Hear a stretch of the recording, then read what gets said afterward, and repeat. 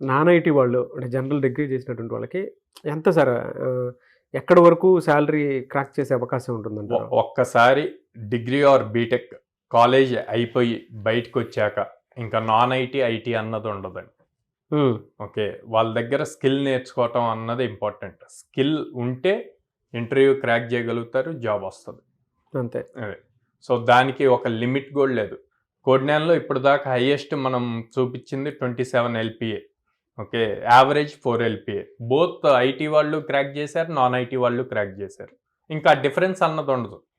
మీరు previous student reviews చూసినా కూడా నాన్ ఐటీ వాళ్ళు కూడా చెప్పారు అక్కడ మాకు ఎక్కడ డిఫరెన్స్ చూపించరు, అందరిని ఒకేలాగా. ఎందుకు అంటే మా దగ్గర జాయిన్ అయ్యాక కంప్లీట్ బేసిక్ నుంచి ట్రైనింగ్ ఇస్తాం. సో ఆ బేసిక్ నుంచి ట్రైనింగ్ ఇచ్చి ఆ ఫౌండేషన్ కనుక స్ట్రాంగ్గా బిల్డ్ చేసి వాళ్ళకి ప్రోగ్రామింగ్ ఎంత ఈజీగా అని చెప్పి నేర్పించగలిగితే వాళ్ళు ఏదైనా అచీవ్ చేయగలుగుతారు.